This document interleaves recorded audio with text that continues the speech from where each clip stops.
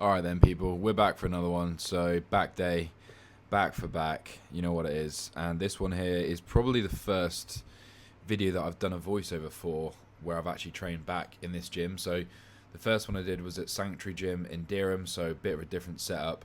I have uploaded videos training back here on my channel before, so for some of you guys that are long time subscribers or viewers, you might have noticed the same lat pull down machine. This one actually belongs in a museum. It's just got a proper patina to it, as you can tell here, and I've actually got a little bit stronger since this clip, even though I'm less body weight now, which is a good sign. But basically I'm like 1 or 2 notches away from maxing out this machine, and honestly I don't even know if I'm going to get to the max weight before this thing kind of just falls apart. All that's to say is it's a fantastic machine. I'm not knocking it, it just needs a bit of TLC to bring it back to life. But yeah, it's a really nice one. I've enjoyed progressing this. As you can see here, I'm still going very, very heavy. I can't see the exact number that I'm doing. Perhaps 120 kilos, I think I was kind of sitting at around here. And that's actually the exact same body weight, pretty much, that I was at here. Perhaps I was a little bit lighter, but this is now around, I'd say, probably a week into the mini cut that I've been doing at this point in time when I was filming this video. So I would have dropped a few pounds and not been as heavy as I was, you know, peak bulk. So yeah, still going to be holding on to most of my strength at this point. As you can see here, I'm using a mag grip, which I think it stands for maximum added grip. It's just a brand name, but they are the proper supplier, and I'm guessing probably the inventor of that grip, or at least the main kind of brand that pushes it forward. So I have bought a Gym Master version, but to be honest, it's not very good. It doesn't hold the tension well, and it just feels a bit fragile. It probably has a max weight limit, which I've exceeded, but I did use it on a cable row, and it just completely bent out of place. So make sure to either check the weight limit, which I didn't do, or perhaps just use it on a lat pull down if you are going to buy a cheap one. But obviously what I'm trying to say here is probably worth investing in a proper set if your gym doesn't have one, which I have done in the past. I used to bring mine to the gym, keep it in my gym bag, and it was well worth it. But obviously being at the gym that I'm at now, with all the equipment they've got, it's fitting that they've got the nice grips, and they've actually got loads of different ones. So yeah, anyway, moving on now to a single arm exercise. So single arm cable, so single arm machine pull throughs. Nice staple exercise here. I mean, this machine is pretty standard. There's not really much to it. You can't really go wrong. It's not a high to low row, so it's pretty horizontal, which I really like. And it gets a lot more lats than you'd think, though, I'd say. Well, at least from what I thought when I started to add this into my plan, but it's good for me. And yeah, doing it single arm, just get a ridiculous range of motion through here all the way right up front. To be honest, if I could, I would actually move the pad further out so it pushed me back more away from the machine, which would create more stretch, because then I've got more distance from my scapula to the handle. But I'm not complaining. I have actually, I think, used either a foam roller or something else to create a bit more distance in the past, but it was to the point where I'm only a few centimeters off where I'd kind of want to be if it was absolutely ideal. And for all that kind of hassle with the setup, and also puts quite a lot of pressure on my chest as well, being a kind of narrower point versus this wide pad, it just wasn't comfortable. So yeah, it is worth trying out different attachments, different kind of single arm, double arm variations, etc. And this machine here, as I was kind of mentioning, has a point of variation where you can move the chest pad in or out based on, I guess, how long your arms are, how long you want the range of motion. But of course you've also got the ability to drop the seat, so you can lower the seat a little bit if you want to, and that's also going to change at which angle you pull at. So yeah, all these things super important, and not going to go into them right now, but you know, perhaps just do a bit of research if you are looking to grow more of your upper back or your lower back, etc. Then yeah, sometimes it can be a case of moving the seat. Or if you've been trying a new machine and you just really don't like it, make sure you are experimenting with every single angle and option. So don't just try, you know, low seat and a far away chest position, you could try multiple different variations and one of them might just click. Okay, so same thing goes for that pull down. You could try different levels of the hip placement, and then also you could try different grips, and then you can also try different widths on that grip, some with a strap, some with chalk, some with a belt.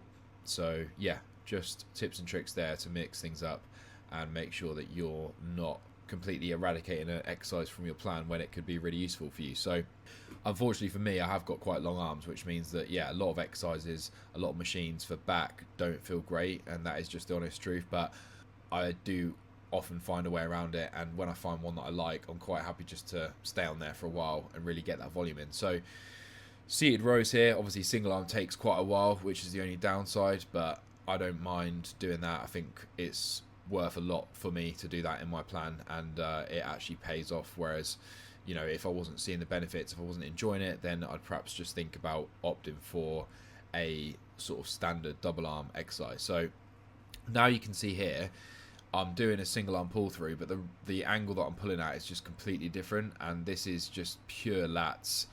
Stretch is wild here. I have seen some people argue that just as I'm coming up here, you wouldn't want to let that extra little bit of distance come through, because that's kind of just stretching the shoulder. But I think it's so subjective, and for me, like when I do that, I still feel an insane amount of tension on the lats. So, you know, it's just about, if it works for you, if you're seeing progress, then realistically people can have an argument. But at the end of the day, if you know what you're doing is kind of the best thing for you, then just be confident with that and, you know, back yourself. But at the same time, always be open-minded to try new things, and sometimes people can be kind of scientifically correct, but actually the overall outcome is different. So you might actually say to someone, it's not actually beneficial for you to fast for a really, really long period of time, because then you're potentially reducing the amount of glycogen stores in your muscles, and you might not be allowing yourself optimum protein synthesis and digestion because you're putting all the calories in at one time. But then the other argument would be just for that person's overall digestion and enjoyment and consistency. Mainly here I'm kind of referencing myself. That's just something which I've found actually overall, even though it might not be the absolute best scientifically based kind of lab formula, with everything taken into account and my current situation and just how that works for me, I feel is the best option. So that's a really niche kind of example there, which is based on nutrition. But for example, you know, you might say, okay, it's not worth doing single arm exercises every single set because you're taking so long and it's going to tax your breathing. But if that person really, really struggles to get a mind muscle connection, and if they find that every time they do dual arm stuff they get an imbalance, then obviously, you know, you have to look at that and say, actually, yeah, okay, they are an individual and they do have different anatomy and different in terms of what feels good with the exercise and what actually gives them a good result. So yeah, just have a think about that as well. Everyone's different, and that's why, you know, I'll preach it many, many times. It's just so worth getting a custom training plan. So whether you get one from myself or you get one from anyone that actually has good knowledge, just make sure that, yeah, it's something which you actually feel that you're going to stick to and is kind of designed around your goals. So if anyone wants any coaching advice or any meal plans, training plans, anything like that, drop me a message on Instagram, which is GBFITUK. The link's in the description, or you can go to the application link in the description, or it's also in my Instagram bio. So yeah, finishing off now after that pull through with some rear delts. So just cooking off the rear delts here.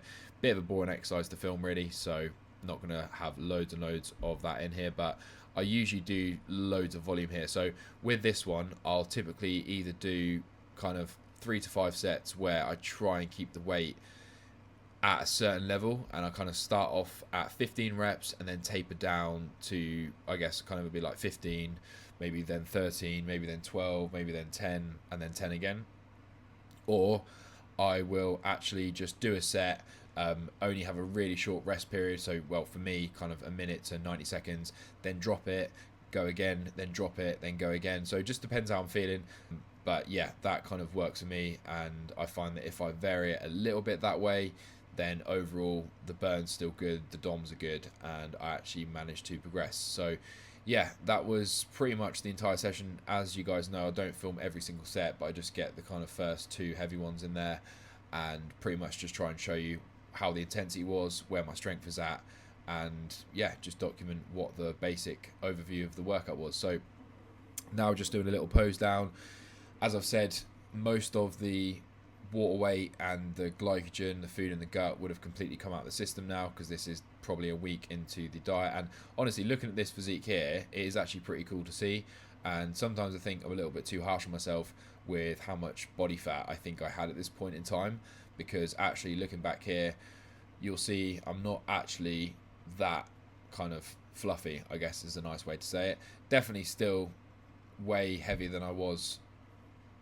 Definitely still way heavier than I am right now, but yeah, you can already start to see a little bit of progress coming through, and it is moving in the right direction. So this was a good day. Next workout will be arms, but they'll actually be separate. So it'll be biceps and triceps by themselves, which I'll probably discuss in one of those sessions why I do that again, if I haven't done in a previous vlog.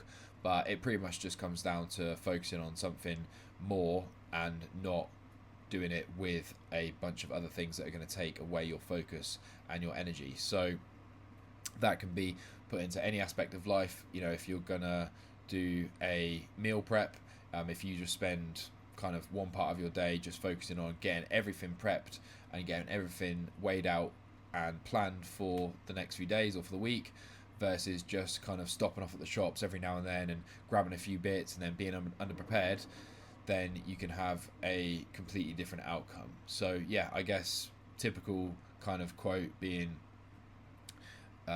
failure to prepare is preparing to fail. As cliche as that sounds, it does have some obviously truth into it.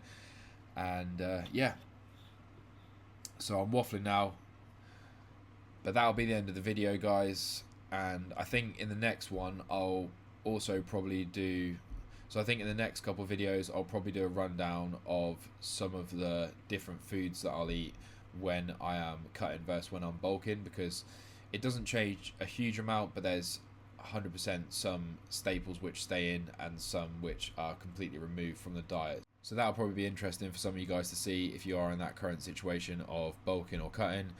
Because I've just come from a bulk when I was filming this and then into a cut, I've kind of got both sides of the coin which I can refer to. But so anyway, I'll end the video here, but appreciate you guys watching. Instagram's at the end of the video, GBFITUK, and yeah, take it easy guys, the only way is up.